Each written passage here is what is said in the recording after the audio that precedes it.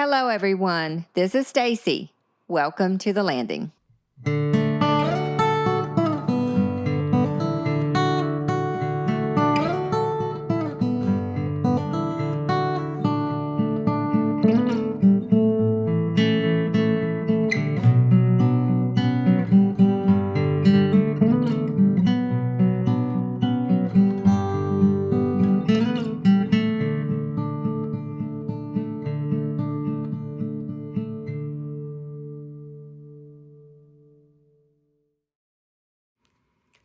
Welcome back to the landing.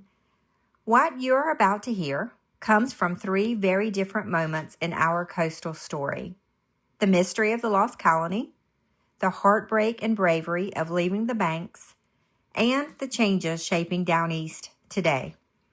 At first glance, these pieces may feel separate, written in different eras, by different voices, facing different challenges. But listen closely, and you'll hear a familiar current running through them all. You'll hear resilience, people adapting when the land and sea demanded it. You'll hear strength, families making impossible choices and communities holding fast. And you'll hear spirit, the quiet, enduring sense of belonging that never quite lets go, even when places change or people move on.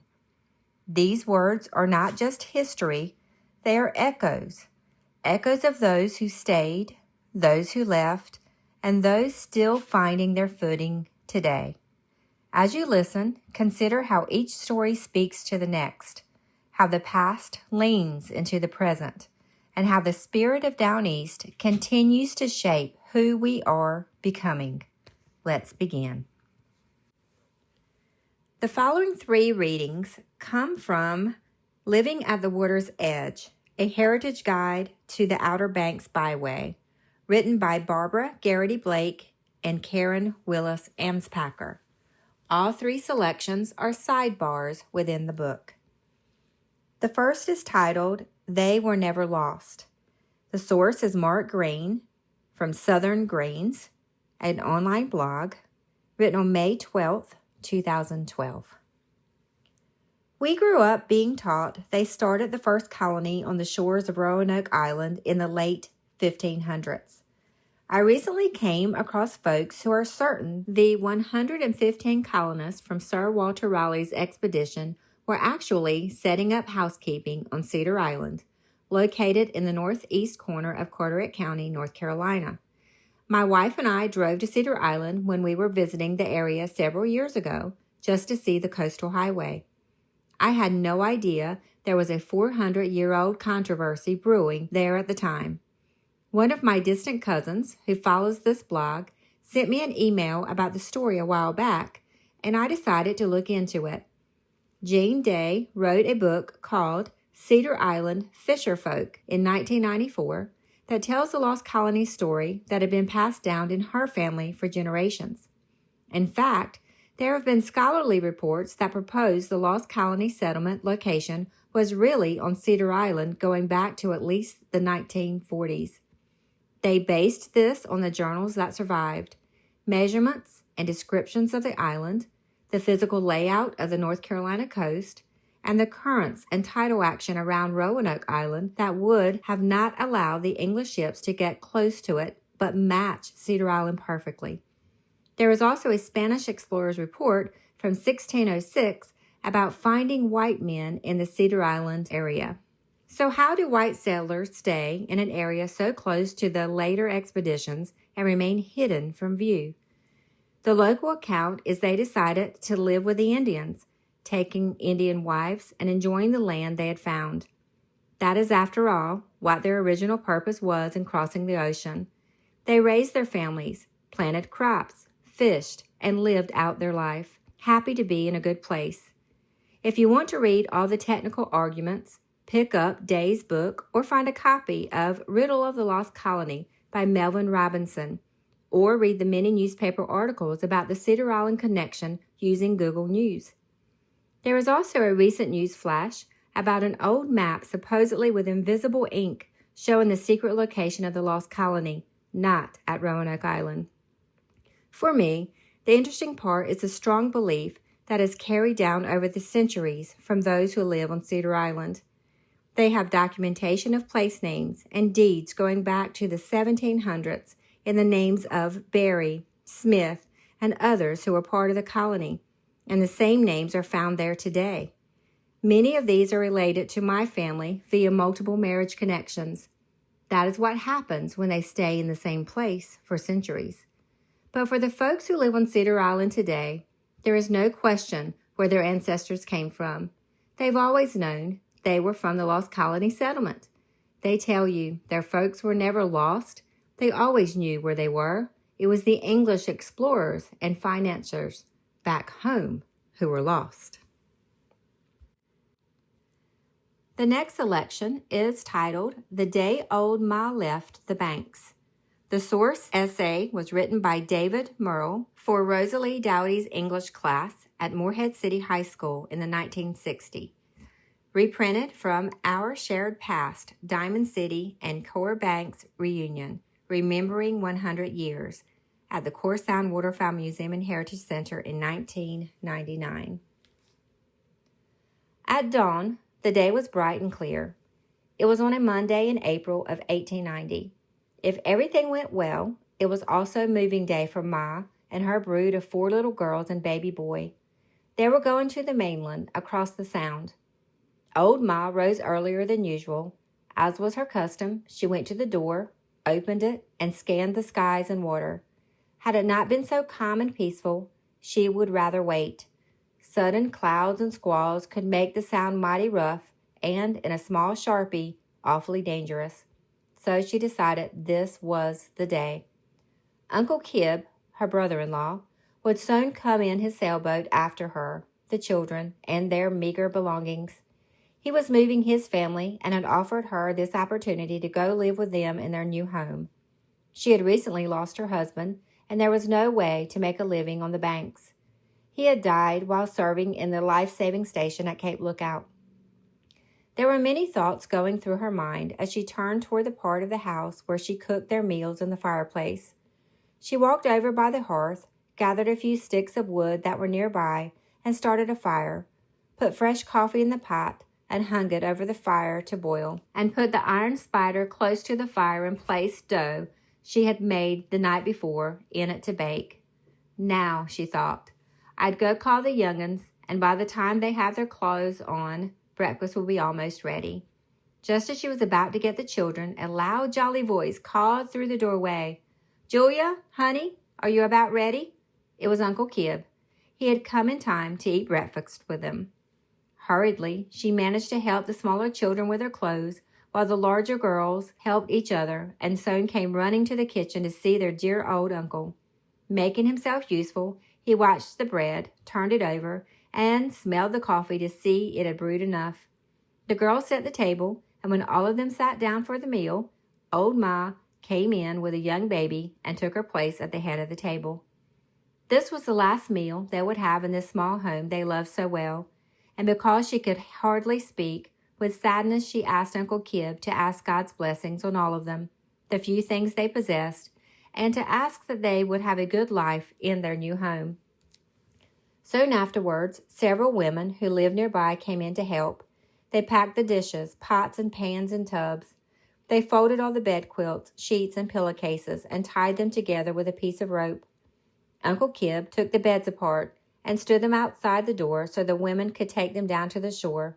It wasn't long before all the household items and their belongings were in the boat. Most of the children were eager to get started and began calling, "Come on, come on!" However, old Ma was not very anxious to hurry away from the home and people she loved so well. Her heart was heavy as she called Uncle Kib to one side and whispered something in his ear.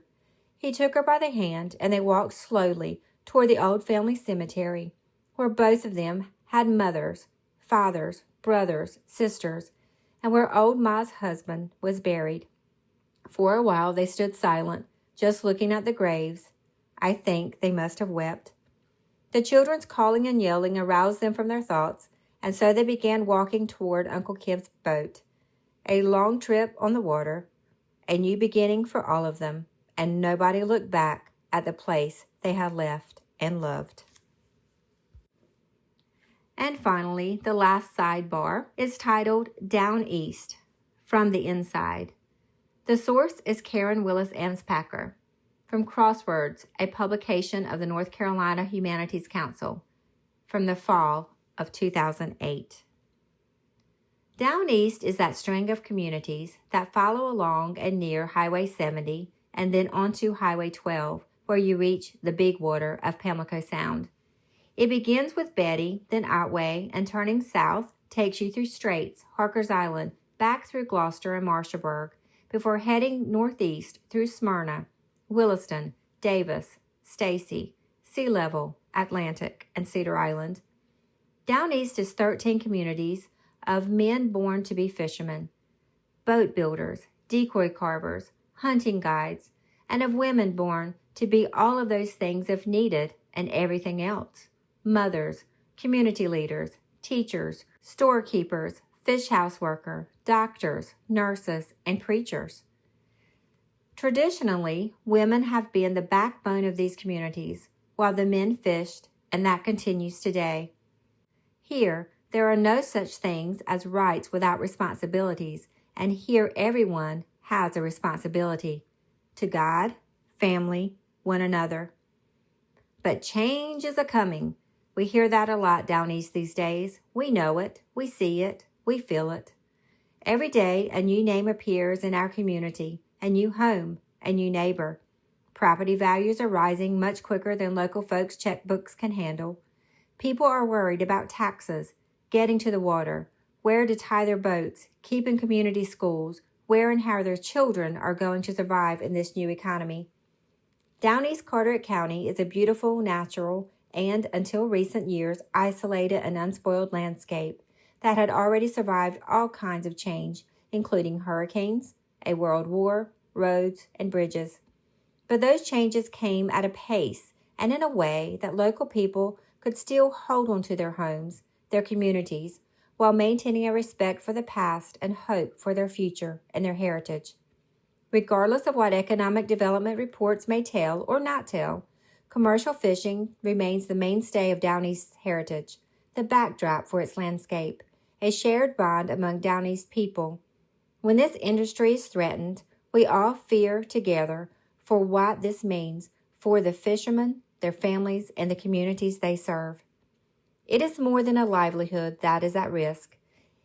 It is what this way of life represents, the tradition, the character that has been instilled in each generation to work the water. It is the underlying and deep-rooted sense of independence and self-reliance that fishermen are made of that we hold dear, that reaffirms our heritage, holds us together as a community, and gives us hope for an uncertain future. Now, as a people, we face a future and a place we locals do not recognize, cannot afford, and feel helpless in warding off. First one bulldozer at the time, and now in 10, 20, up to 90-acre tracts, marshland is turned into subdivisions that empty into productive rivers, creeks, and sounds. Fishermen and their families are wondering what this will do to the waters they depend on for their livelihood, their mortgages, their groceries, their children's education, their tomorrow. As we come to the end of these readings, we are reminded that time may change the shoreline, but it does not erase the soul of a place. From the unanswered questions of the lost colony, to the courage it took to leave the banks, to the shifting tides of life in Down East today, each story carries the same heartbeat. These words belong to different moments, but they speak to one another. They tell us that resilience is learned, strength is passed down, and spirit endures, sometimes quietly, sometimes fiercely, but always faithfully. Down East has never been frozen in time. It has always been shaped by change, weathered by loss, and carried forward by people who love this place deeply, whether they stayed, returned, or carry it with them wherever they are. Thank you for listening, for remembering, and for keeping these stories alive. Until next time, may we continue to honor where we have been, recognize where we are, and hold space for where we are going.